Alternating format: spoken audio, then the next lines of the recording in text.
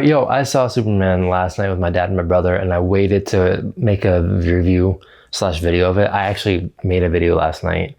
I recorded it, but I did not go through with it because I was just too tired and I wanted to sit on the movie a little bit longer. So, out of the theater reaction, I liked it, but at the same time, I felt like it could have been a lot better, and that's how I still feel. My score on it actually dropped though. So last night I gave it a 6 out of 10. Currently I'm giving it a 5 out of 10. I'm gonna tell you why, but first I think it makes sense to kind of segment things up. Also, before I get started on that, I watched Snyder version of Justice League this past weekend. I watched it over 2 nights. I kind of fell asleep watching it, if I'm being honest. But I wanted to see how Henry Cavill and some of the other just like DCU stuff played into fruition in those movies and compare it to the new one, because there are other characters that Superman interacts with in this movie as well, like Guy Gardner, Hawkgirl, and Mr. Terrific. I always keep forgetting his name. He's really good though. That guy, I liked that guy ever since X-Men First Class, so I'm glad he's finally getting his praise now. Anyways, I want to go through the positives, I want to go through the negatives, and then I want to go from there and kind of see where that all lies and why my score is the way that it is. Also, this is like my first time making a movie review. This is more of like just not even a review necessarily. It's kind of just me talking, blabbering, yapping, as they say now, because I'm too old for that. But I want to get my thoughts out, and I want to upload more. So here we are. I think the biggest positive this movie has going for it is the lead actor, David Corenswet. Yeah. He and just a few of the others are carrying this movie, if I'm being entirely honest. He does a really great job at doing that stern Clark voice, kind of like how Richard Donner films did. And also being warm. He's very warm and hopeful, and I really like that about him, and I think that's one of the biggest praises for this movie. He's a little bit too much of a dork the way that he talks though. He's like, what the hey? Oh, what the heck? You know, like, silly me. Like, he would say stuff like that, and I know that he's supposed to be a little bit of a dork, but at the same time, I think it's a little bit unrealistic for like a 30-year-old man to be saying that kind of stuff in a movie coming out in 2025. It kind of takes you out just a little bit. But no, he does a really good job. I think he does I really liked Henry Cavill as Superman, and I'm going to give him praise, but I'm willing to embrace this guy as well, David Corenswet. He reminds me of one of my best buddies. And I mean that in the best of ways. Just the way he talks, his mannerisms and stuff when he's being normal. He just seems like a really likable guy. What do I want to what? I want to build Legos with this Superman. I would like to have Legos. Please, Lego, make me a Lego. Everybody's saying Mr. Terrific has the highlight of the movie. He has a really good job. He's not in that much, but he does have a standout scene, so I'm gonna give him praise there. Like I said, I liked him back in X-Men First Class, and I wish they would have done more with him then. Lois, I don't know. Lois feels like a person. She feels good. I never really liked Amy Adams as Lois Lane. I felt she was very stiff. And I like this version more already, but at the same time I want to see more from her, because I don't feel like a lot of her scenes were, I don't know, I want to see more of her day to day. One of the better things about this movie too is the action is really creative. It really is, and James Gunn is really good at that. Think about the Mr. Terrific scene, think about the final battle, and think about I'm going to spoil. So if you're watching this, I'm spoiling the movie, okay? Think about the scene when they're in the pocket dimension, or whatever they're calling it. And there's like the pixels, it looks like pixels, but it's just all like that river into the black hole. It's cool. I'm not saying I like that part of it as much, but it's a really cool concept. And the way they did a lot of the action in the movie I think is nice. Now the cinematography though, I mean, it's great, but it's nothing like, it's no Batman. It's not The Batman by Greg Fraser. Like Roger Deakins he called it out. He's like, man, that should have won the Oscar for best cinematography. And if you get that from Roger Deakins, you know the Academy messed up. The score is pretty good. They incorporate stuff from the original Superman movie by John Williams, but there's not much more to say beyond that. And then a lot of it did feel very comic booky, which I think was nice. I think that's it though on positives. Yeah. Oh, wait, one more. I really liked Nicholas Note. I really liked Nicholas Hoult as Lex Luthor up until near the end of the movie. And I'll get on that in a second. I think he did a good job of being arrogant and cocky and whatnot and smart seeming. But I don't think that, and I'm going to get down to this in a second, I don't think that he was as sophisticated as he should have been. Now, honestly, my biggest issue with this movie is the writing and the pacing. The pacing is just breakneck pace. It just keeps going nonstop. There aren't many soft moments. The beginning of the movie starts a little bit slow between the very beginning where he crashes after the fight, which I wish we would have seen some of it at least. And then also the argument, interview between Superman and Lewis, or Superman and Lewis technically. Those are probably the slowest points in the movie. And I wish we had a little bit more slower points later on down the line. It felt like every single thing was happening because something else happened. So it felt like, hey, Superman's gonna go do this, but this happened, now we have to deal with that. But while we're dealing with that, this happened, now we have to deal with that. I get that's the point, that Lex is just trying to keep him going, keep him busy during all of this. But for a movie, I don't think it works that well. It feels like you're getting interrupted. And it doesn't feel like there's a real plot to it. And there is, but it just, dun, dun, dun. It's just bouncing around too much. It's too much. It feels like a TikTok Superman movie where something new has to happen every 5 minutes. Something shiny, something funny has to happen every 5 minutes. It can't give itself a break. Even with the scene where he goes back to home after getting back out of the pocket dimension, he should have had more time there. They should have given it a little bit more time. I understand, but he should have had more time there, just at least more scene with him. The scene where he's talking to his dad, or his dad's talking to him outside, it's a good scene, but it's very short. And that was my biggest issue. They're so short. And then again, due to the fact that the movie is moving so fast, any of the serious notes that they're trying to hit don't get to linger. That's overall, that's probably my biggest issue. The subject matter that they're tackling, such as war, geopolitical stuff, immigration, technically, I mean, it's not like a political movie in that sense, like 2025 climate, but relationships not panning out. There are just so many things that this movie, it tackles, but it doesn't stay on it. It doesn't stay focused on the theme that subject should bring. And so it feels like it's trying too hard to be upbeat. It feels like it's trying too hard to be punk rock. That's something I hate that about the marketing. That's something they've changed as of recently. It's punk rock to be nice. It's trying too hard. That's why I didn't like Guardians of the Galaxy 3. I love the first two movies, but Guardians of the Galaxy 3 was such a disappointment for me because it was trying too hard to fixate on the depression, sadness of animal cruelty. And I mean, the movie was kind of a mess, jumping back and forth between time frame anyways. But I didn't like Guardians 3, and this one kind of has that vibe where it's just trying too hard to be, the messaging is just overt in terms of, hey, I'm nice, I'm gonna be nice. I get that that's the point, but it could make it a little bit more subtle. Superman does kind of get his ass handed to him the majority of the movie. I'm mostly okay with that, but I watched Justice League, like I said, this weekend before, and I thought to myself many times during the movie, I'm like, if Henry Cavill's Superman was here, everybody would get their asses whooped. Bar none. And I understand. I mean, he's not even a newer Superman. He's not supposed to be. He's been Superman for 3 years. But he just feels like a rookie still, which, again, is fresh. But there are the Superboy allegations. There are the Superboy comments, and I can see it, to an extent.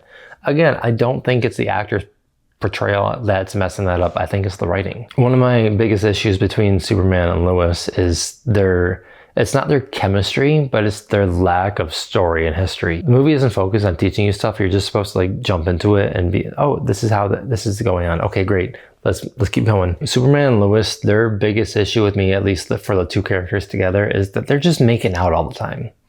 There are 3 scenes I can think of right now that they aren't making out, where they're just the two of them alone. 3. First one's during the beginning interview, but they already met out before that. Second one is when that giant purple monster thing is fighting in the sky and Superman just comes back and he tells Lois that he loves her and she doesn't say it back. And just, that felt super unearned, by the way, because you don't feel their relationship. You just see them making out and, oh yeah, they must care about each other, but that line didn't have weight to it. And then third one, this doesn't count. I don't think it counts. No, it does count, I guess. They come back when he's injured from the shadow realm. I'm going to call it the shadow realm, the pocket dimension, when she's flying him back. I think that's the only scene. Those are the only 3 scenes they have together. I could be wrong, where they don't make out during it. Other than that, they're just kissing all the time. Which I like kissing, but I can only see that so much with my dad. in a movie. Now, I want to talk about Lex Luthor because, again, I said earlier, I think Nicholas Hoult did a good job of Lex basically to the end of the movie. They kind of just made him a bitch. They made him a total whiny bitch at the end of the movie. Pardon my French, but like, he's just going on and on. He's monologuing. Like, Syndrome catches him. Like if Syndrome was there, he'd catch him, right? And be like, dude, you're monologuing while Superman's getting, like, Bizarro, Ultraman is just pounding on Superman, and Lex Luthor is monologuing like Superman can hear him. Make that make sense. Lex Luthor is supposed to be very, very, very intelligent, very sophisticated. I'm not a big Superman fan, and I know that. And he's just being a little whiny bitch at the end of the movie, and then he's screaming and pouting and keeps knocking over shit, breaking stuff for his assistants just to pick it up because he can't control himself. Like, I understand that Lex Luthor can have anger management issues, but that's just that was just dumb. It was just dumb, right? It was meant for jokes, and it was a joke. He gets Hulk and Loki'd at the end of the Avengers. Krypto just comes in at the end and just demolishes him. Krypto should have killed him if he was gonna do that. Lex is a human. Like, he should have just died from that because, like, Superman's hurt whenever Krypto attacks him or jumps on him. But that final scene between the two of them, between Superman and Lex, I liked it up until the point where Krypto just jumps in and ruins the moment. There should have been a final confrontation that had more impact verbally between the two of them, because the whole point of the finale was brain beats brawn. That was the whole point, right? But Superman should have just put him in his place. Didn't happen, didn't have a chance to happen, and I was super disappointed by that. And then there's the punk rock song at the end, okay? So this is what I was thinking about all morning. I hate that song. Not even because of the song itself, but I hate the placement of that song in this movie. Think about the first Spider-Man movie, Spider-Man 2002 by Sam Raimi. Think about the final swing with that beautiful soundtrack, that beautiful score by Danny Elfman. And then it goes to credits. That's how you end a superhero movie. That's how you make it timeless. You know what movies, they'll play music in movies, as it's playing or as the credits are rolling and stuff. And that's when I feel the worst about how old the movie is. When I hear the music come out. When I hear the music at the end of the credits or during the credits, because it just dates it. And sure, this punk rock song at the end, again, circling back to the punk rock thing, they're trying too hard with that. And that was just like a one-off line originally. Never mind. I'm not gonna get to that. But they're trying too hard with the punk rock thing. And I get that they mentioned it earlier on in the movie, but could you imagine like a final flight or final anything before the movie ends, right as the movie ends? I like the idea of him like looking at his biological parents. Oh, I didn't even talk about that. I'll get to that in a second. I like the idea of him looking at his Earth parents, but I felt nothing for those parents at all. They're just kind of like, technology, Clark, like shit like that. They had no meaning to them. Think about the mom, Martha Kent, in the Snyder movies. Again, I'm a giant Snyder fan. But Diane Lane, she did such a good job. And this one you can barely understand, and I get that's kind of the point with the accents, but like, come on. They aren't characters, they're just kind of there. The side characters in this movie don't matter. The side characters in the Daily Planet, they don't matter. They're just kind of there to be there, to say, hey, look, I'm here, my name's here, which means I'm here and I'm the better Superman movie. It doesn't make sense. Like, this is my biggest thing with that too. All those side characters from the Daily Planet, they did not need to be included at the end of the movie the way they were. They're literally just there for the ride to say they're there, to get more screen time. Like, Lois is just flying this fucking thing. She's just flying the ship. There's no tension at all because they're safe. But you know what would have been interesting? If Ultraman had won and attacked that ship. Didn't happen. They're safe. The whole world is literally splitting, and they're fine. There's no risk of them getting hurt or anything like that. There's nothing. And they're literally there for the ride. All the Daily Planet characters.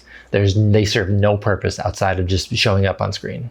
Except for Jimmy Olsen and Lois Lane. That's it. And speaking of the Earth splitting in this movie, there is so much destruction. And I'm only mentioning this because people are hating on Man of Steel now. And people have hated on Man of Steel for a while. Like, people are hating on Zack Snyder's fans. And Zack Snyder fans are hating on this. And I think it's just so annoying. But there is so much destruction in this movie, especially at the end. And I had not seen one goddamn thing about that compared to how Man of Steel was criticized like crazy for the end of the movie there. I think that's a little hypocritical. James Gunn fans who are hating on the Snyder movies at this point. Another thing too I didn't like is they kind of just destroyed his biological parents' legacy. I really don't know enough about the Superman comics in terms of like how his parents were, if he was actually sent to rule Earth. I don't know that he was or wasn't. But I feel like there should have been a little bit more closure there, where he should have found out himself versus just, I'm going to believe this thing I saw on social media. Like, it would have been nice if he went back to the Fortress of Solitude and watched the whole video himself. I think that would have been necessary. And that's when he changed it, his Earth parents. I think that would have made more sense. Apparently, there's like a 4-hour cut of this movie originally. But, I mean, I would be interested to see. Because, like I said, I do like this version of the character. But at the same time, the writing is so teenage. It just is. Side characters. I love Nathan Fillion. I think Isabella Merced, I think she's probably a good actress. I haven't seen her in much. And again, I like the, I don't know why I always forget his name, but T guy. They're in the movie, but they don't need to be in as much of the movie as they are. They should have had maybe 2 cameos, or like 2 scenes with them, maybe 3 at most, but they're probably in at least 5 or 6 different scenes. Mr. Terrific, that's his name, by the way. And I don't think that's necessary for the very first Superman movie in this cinematic universe that they set up. I don't think that. I think I just bloated. Here are my biggest gripes with the movie. The writing doesn't take itself seriously. The movie's bloated. There are too many just like distractions and not enough serious moments or emotional beats. That takes away 5 right there. 5 out of 10. 5 out of 10, baby. And I don't even dislike the movie. I feel like I'm ranting, but I'm not. I'm just talking about things that, because people are saying this is like a masterpiece, and it's clearly not. Like, you can love it. I am happy for you if you love it. I liked it. I did. But it could have been so much better, especially for the first cinematic, like, DCU movie. Assuming the Batman isn't that right now, technically. They're still figuring out Batman with the DCU. So all in all, like I said, it's a 5 out of 10 for me. I actually wish the movie was longer, so it had more time to flesh out some of the characters and have those moments I've been talking about. I think that it's got a lot of potential. I really do. I think that I'm happy to see David Cornswet as Superman again. I really am. I think he just seems like a really good guy. I don't know about James Gunn directing more of them, although I'm kind of sick of him. I know it's because it'd be slanderous to some people. And I know a lot of his cast, like every single one of his casts that he works with loves him. Like the Guardians cast, for instance, came out in his support when he was fired from Marvel. But that was weird shit. That's some weird shit, especially coming from a parent. Hearing like I'm 27 right now, and you know, if you won't go back to my stuff from 15 years ago, it was probably goofy and inappropriate, but it wasn't that weird shit. I wasn't a full-grown adult. I was, and it wasn't as offensive and gross as the stuff he said before. Like, it really was weird. I'm surprised. I'm genuinely surprised he has so many fans still. But at the same time, I'll still appreciate his art. I don't like him, but I don't like a lot of his stuff, but I like his art.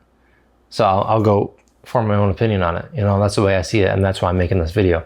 So I want to know what you guys thought of the movie. I want to know who your favorite Superman is. I've only seen 4 different Supermen. 5. I used to see Smallville every now and then, and I really liked like little clips from that when I was a kid, but I never actually caught full episodes, I don't think, because I grew up with 2 sisters and they would change the channel all the time. But yeah, I want to know who your favorite Superman is. I want to know what your favorite Superman movie is and why. And I want to know what you thought of the movie, just genuinely, because I like to gauge where people are at, especially people that are subscribed to me, comment on my channels. I like to go through all that stuff, and I like to get back with you guys. I like the conversation of it all. It is fun. So I appreciate any comments. I appreciate any likes. If you subscribe, I'm going to make more videos more consistently. That is something that I have been telling myself and you guys for months, almost years, basically years now. But I just got to keep it going, you know what I mean? So I like the messaging of the movie. I like the hopefulness of it. I really do. And I really like the last shot where he kind of just smiles, that feels Superman to me. It really does. I just wish there was more. So anyways, you guys have a good one. I'm gonna go to bed soon, honestly. But you guys have a good one. See ya.